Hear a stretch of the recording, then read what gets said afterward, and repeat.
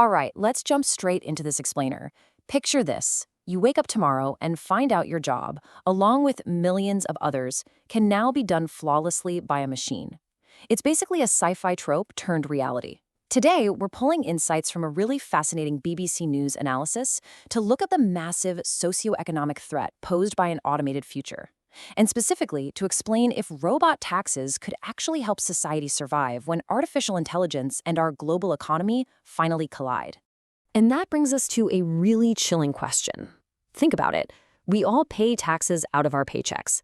But in a near future where robots and algorithms replace human jobs, those machines definitely aren't paying a dime in income tax. So, how on earth does society actually pay for itself? If the workers disappear, how do we keep the lights on? So, here is our roadmap for today. 1. The AI labor threat. 2. Hollowing out the tax base. 3. What is a robot tax? 4. The 4-day workweek. And 5. Silicon Valley skepticism. Section 1. The AI labor threat and shifting the balance of power. Let's examine how advanced robotics are fundamentally rewiring our economy. Oxford University's Sarah Bernardini highlights a massive shift happening right now. We're seeing productivity and income pulled directly away from everyday labor, human workers earning traditional wages, and handed straight over to capital. The asset owners and tech giants are practically hoarding this newly generated wealth, which creates an incredible imbalance and leaves the average worker pretty vulnerable. Moving to Section 2, hollowing out the tax base and a threat to the welfare state. Here is the scary part. Our modern welfare state relies almost entirely on human income tax. Your taxes pay for the roads you drive on, public schools, emergency rooms, all of it. If machines take over the labor, the very foundation funding those institutions vanishes overnight.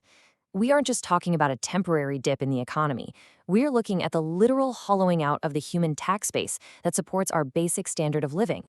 Section 3. What is a robot tax and Sam Altman's blueprint? Let's look at a radical proposed solution. OpenAI CEO Sam Altman actually published a blueprint with a pretty staggering claim. Capitalism, as we currently know it, simply won't survive the AI revolution. Wild, right? To prevent total societal collapse, he proposed 4 major pillars: implementing robot taxes on automated labor, transitioning to a 4-day workweek, creating a public wealth fund for everyday citizens, and enforcing strict containment plans for AI. Let's zero in on the core focus of this explainer, the robot tax. How does a robot tax actually help society? Well, first off, we have to realize this doesn't mean slapping a tax sticker on a physical metal machine. It means heavily taxing the massive corporations whose wealth absolutely skyrockets when they replace humans with algorithms.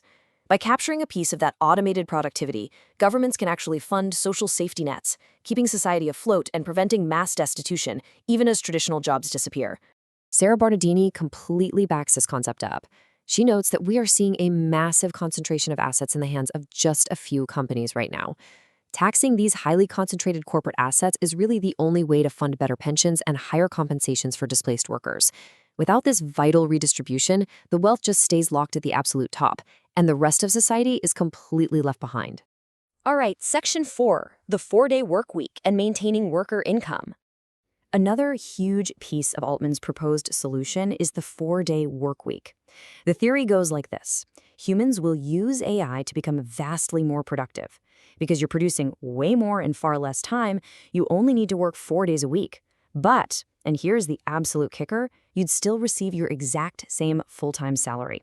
Sounds like a dream, doesn't it?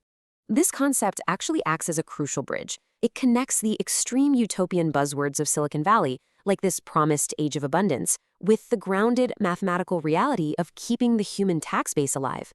Think about it. If people are still earning their full salaries despite working less, they're still paying their income taxes. And as we established earlier, those taxes are exactly what keeps society's wheels turning. Which brings us to Section 5, Silicon Valley skepticism and the reality of regulation. Tech leaders absolutely love to paint this best-case scenario. They talk about an AI-powered utopia, an age of abundance where all our needs are met effortlessly and nobody struggles. But as technology reporter Laura Larrington highlights in our source material, a lot of people simply do not buy into this. It's a bit too perfect, and historically speaking, technology rarely trickles down so flawlessly. Cognitive scientist Gary Marcus sharply counters this utopian narrative. He warns that these tech blueprints, even the ones actively proposing robot taxes to help society, are often just two-faced public relations stunts. According to Marcus, if you look at Altman as a politician first, these moves are essentially political plays at optics. They're meant to placate the public while these companies accumulate unprecedented, unchecked power behind closed doors. Impartially looking at the tech industry's track record, Marcus points out a massive disconnect here. In the past, Silicon Valley companies have frequently taken creator intellectual property without fair compensation. Then, in 2023, leaders publicly testified to the U.S. Senate in support of AI regulation. Yet in the present day, they are privately lobbying against those very rules and actively seeking copyright exemptions. So looking to the future, critics argue that robot tax proposals are incredibly likely to die on the vine due to this exact type of anti-regulatory lobbying. Furthermore, the sources note that massive political donations from AI executives are frequently funneled directly into anti-regulatory movements. Because of this immense friction, skeptics argue we're heading for a completely cherry-picked future. The parts of the blueprint that help the tech giants, like government support for AI infrastructure, will easily pass. But the policies meant to actually help society, like the robot tax, will just be intentionally lobbied out of existence. The reality we face right now is that society is incredibly flat-footed. Marcus highlights a strong trend against serious regulation, fueled by what he calls the bogus argument that regulation automatically stifles innovation. With landmark legislation like the EU AI Act already being systematically undermined, we currently have virtually no real enforcement in place to handle the massive economic and cybersecurity shifts coming our way. Finally, conclusion: the road ahead. So as we wrap up this explainer, we're left staring at a massive, concerning gap between utopian proposals that sound genuinely great on paper and the harsh political realities driven by corporate interests. As we watch the potential hollowing out of our labor force, we have to ask ourselves a vital question. Are we actually prepared to demand the policies like wealth redistribution and robot taxes needed to ensure society survives the AI revolution? Or will we simply be bystanders watching the dawn of unprecedented corporate wealth? Thanks for joining me for this explainer, and I'll see you next time.